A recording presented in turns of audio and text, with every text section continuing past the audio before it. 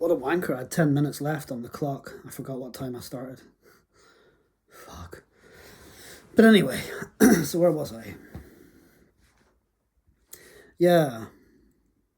Is this where we come to get ironed out? To get all our spikes sanded off?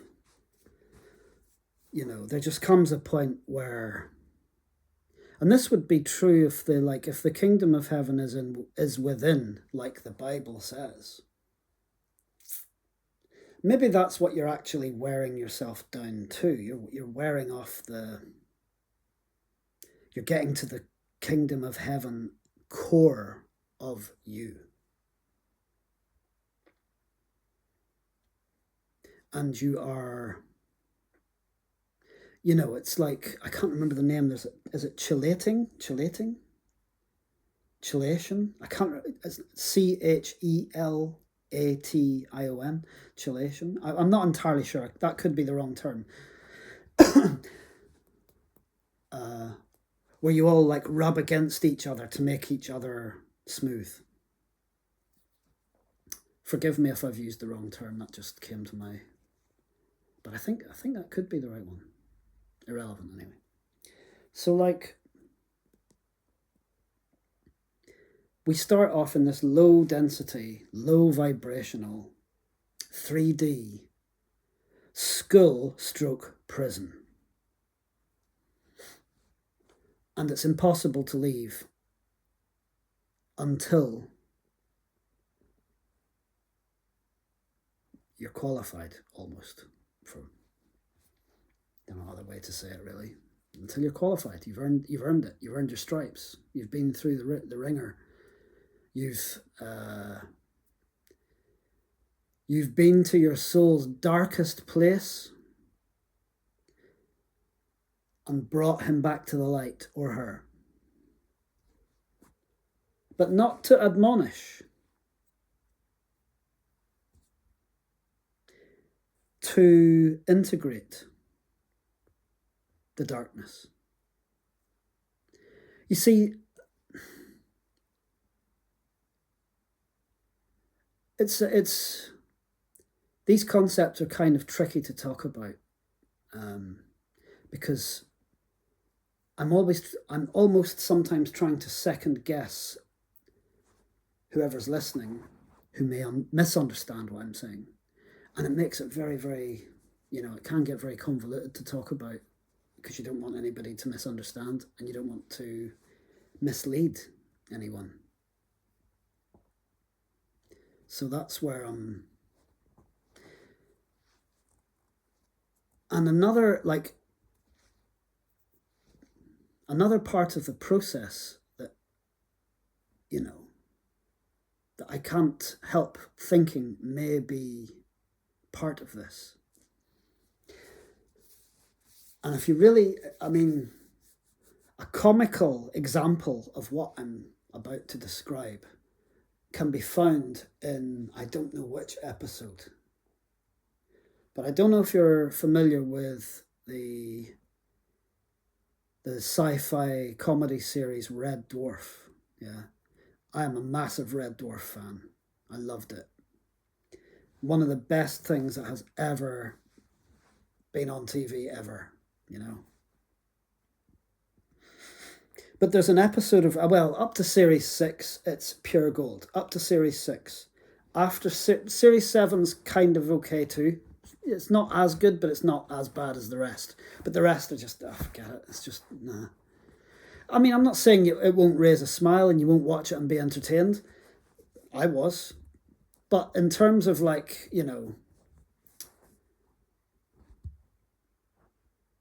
it's like Echo and the Bunnymen's first 4 or 5 albums. I can't remember. 5. Once they split up and get back together, it's never the same.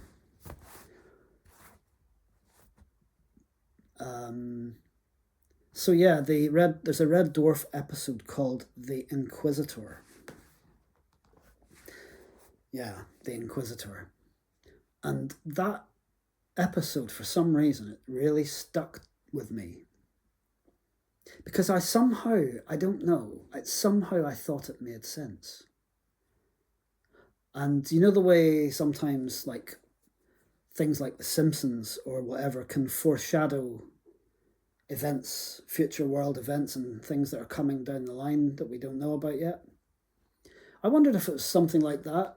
I mean, maybe, is it Grant and Naylor, the people who wrote Red Dwarf, the two guys? I can't remember.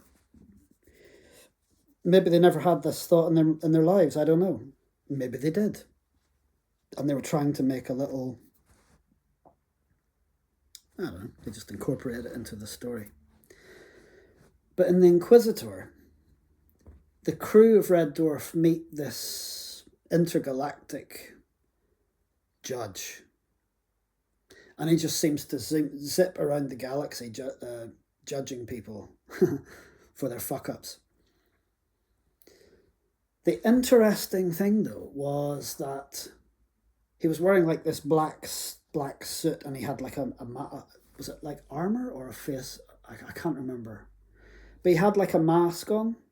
But when he lifted the mask, underneath was the person who was being judged, if you understand me. So like Lister, one of the crew members of Red Dwarf, was judged by the Inquisitor, was Lister. And when the cat was being judged, the Inquisitor was the cat.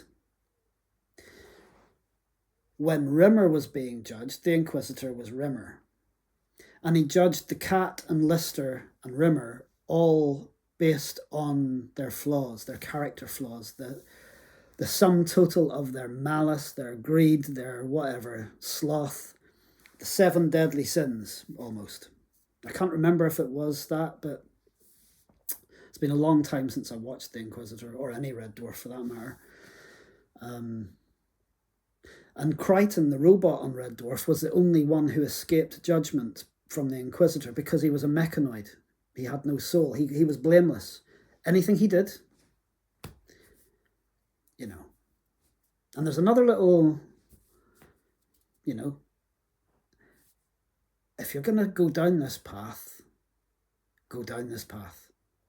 I don't think you can half-ass it. And I think that could be what was, you know, when you look at, like, why I say that is because there are definitely people, you meet them, and they're human robots. They're flesh robots, aren't they? You know this. NPCs. You know. Maybe they're blameless because they haven't switched on. I don't know if there's a certain amount of, I was going to use the word punishment, but I don't think punishment is an applicable word at all, really, in many ways. Judgment, let's say judgment. Maybe they get judged in some way for not awaking to certain things. I don't know. Who knows? But I thought to myself, you know, that would make sense, wouldn't it? Like when you listen to what you're told about God and things like that. And this is maybe why the story of God becoming flesh in Jesus has such a strong attraction. Because it's a similar thing. God's becoming a man to judge us. The same way the Inquisitor became Lister to judge Lister, and the cat to judge the cat, and Rimmer to judge Rimmer, and Crichton to, you know. So, I'm not a Christian. I believe in, I don't know. I think the name for what I am is a syncretist. I don't know. I draw on different threads, and whatever vibrates with me and resonates with me, I don't even have beliefs. I don't feel belief is necessary. Faith is not belief. Faith and belief are different. You know. But what is your faith in is another question entirely, you know. I struggle with faith too. I really do struggle with my faith. I haven't always struggled with faith, but in the last 10 years or so, just let's say my life has led me to question faith. even. I mean, I know for sure, there's no doubt in my mind that there's more to life than what we see.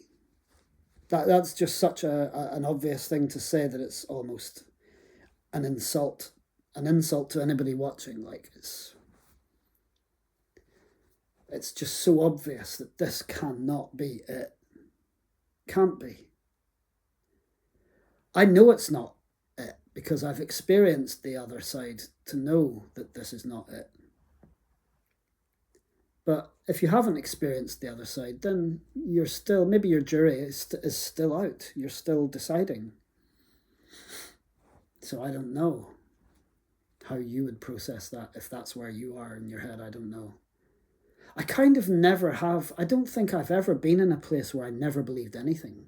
You know, I think even as a child, even before I really was a seeker, as I said, Brixton turned me into a seeker. But even before that, I definitely felt something and had thoughts about stuff. You know, I hadn't written off anything.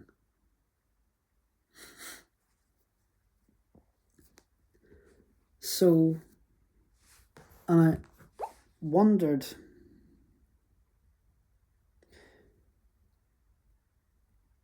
you see, it's like, how can I put this?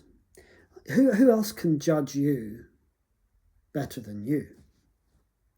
Nobody knows in those moments what you're dealing with, what you're thinking, the shit you've got going on. So to me, it would almost make sense that you're judged by yourself. And that's why you probably better be very fucking careful if you're going to go through this life being a judgmental prick. Because when you get to the end, you're going to be, maybe you're going to be judged by a judgmental prick. And your God, who judges you at the end, can only be as evolved as you were during your life. That's what I'm trying to say. And new levels, new devils. I've got 2 minutes left.